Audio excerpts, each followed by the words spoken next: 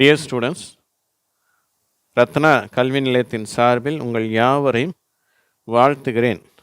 ஆங்கிலம் வாசித்தல் பயிற்சி 17ஆம் வீடியோ.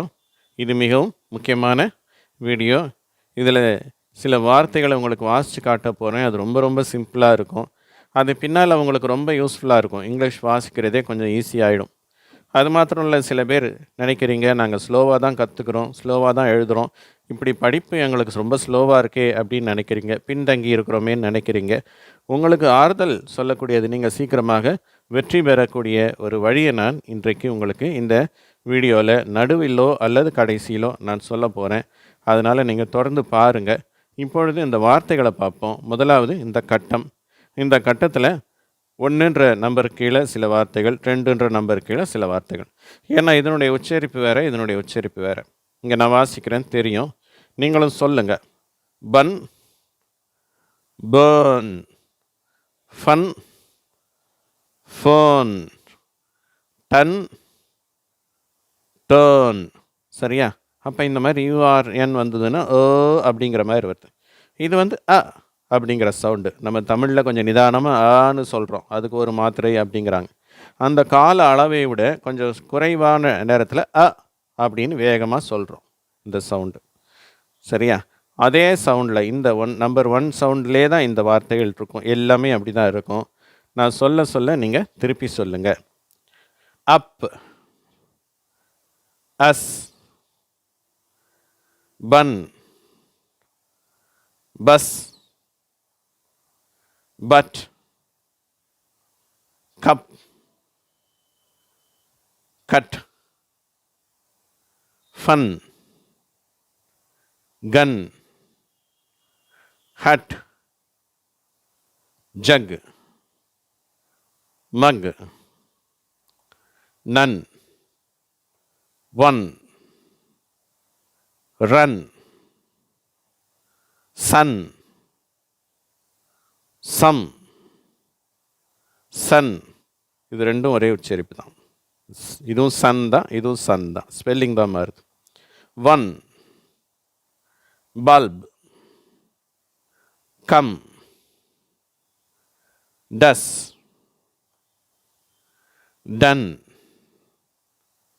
டவ், டக்,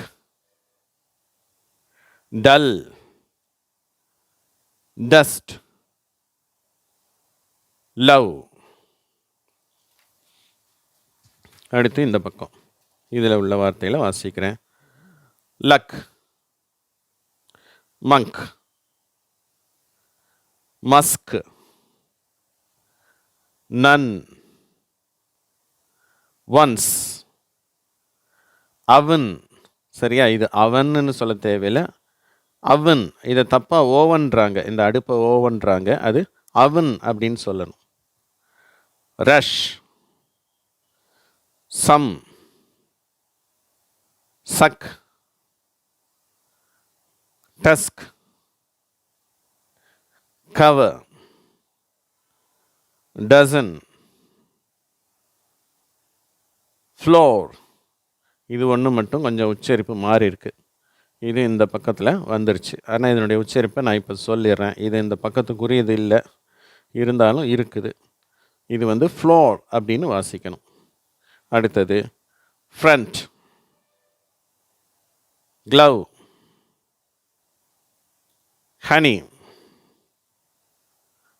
லஞ்ச், மணி, month, onion, pluck, truck, under, uncle, bucket, buckle, bundle, butter, button, color, couple, double, London. Monday.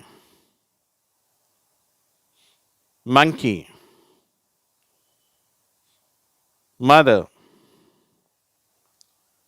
Rubber. Shovel. Wonder. Comfort. ஓகேவா? இன்னும் சில வார்த்தைகள் இருக்குது, அடுத்த பக்கமும் இருக்குது. இருந்தாலும் நான் ஒரு குறிப்பு சொல்கிறதா இருந்தேன். சரியா? மெதுவாக கற்றுக்கொள்பவர்களுக்காக. இப்போ இதற்கும் ஒரு கதையை தான் நான் உங்களுக்கு சொல்வேன். சின்ன கிளாஸில் கதைங்கள்லாம் சொல்லித்தராங்க. அதுக்கு காரணம் இருக்குது. எப்படி படிக்கணும்னு சொல்லித்தரதுக்காக தான் அந்த கதைகள். ஆனால் நமக்கு கதை மட்டும் இப்போ சொல்லி கொடுத்து விட்டுறாங்க.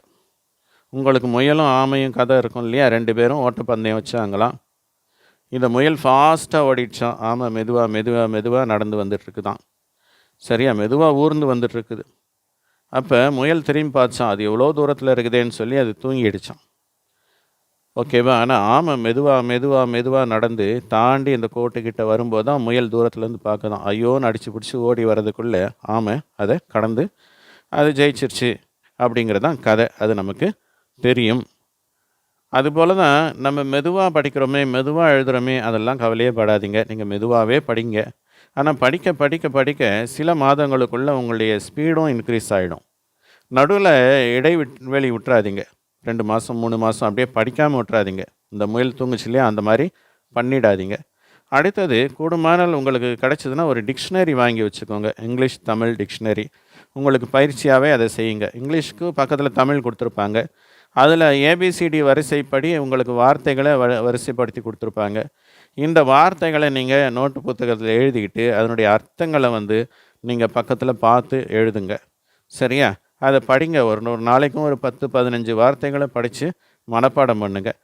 நாங்களும் கூட சில வீடியோஸ் கொடுத்துருக்குறோம். சில வீடியோவில் வார்த்தைகள் அர்த்தங்கள் கொடுத்துருக்குறோம். இதில் வார்த்தைகள் உச்சரிப்பு கொடுக்குறோம். சரியா? இப்போ தொடர்ந்து நீங்கள் தைரியமாக படிங்க. அடுத்து உள்ள சில வார்த்தைகளை நம்ம இப்போ வாசித்து இந்த பாடத்தை முடிச்சிடலாம்.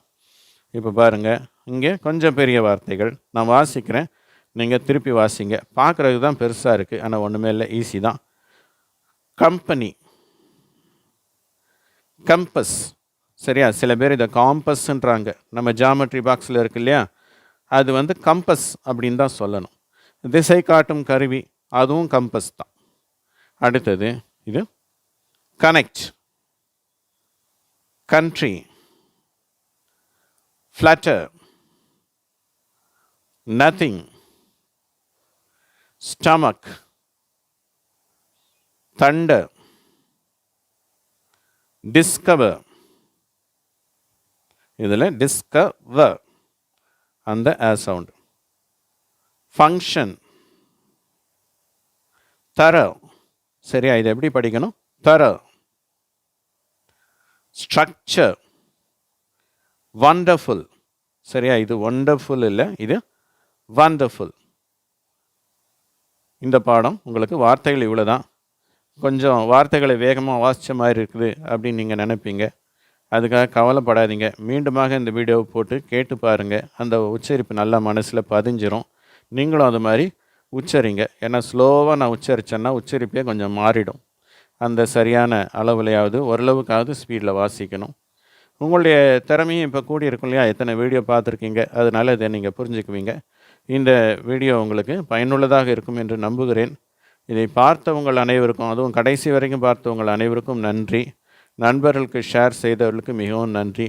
அது மாதிரி சப்ஸ்கிரைப் செய்தவர்களுக்கு ரொம்ப நன்றியை தெரிவித்துக் கொள்கிறோம். நன்றி, வணக்கம்.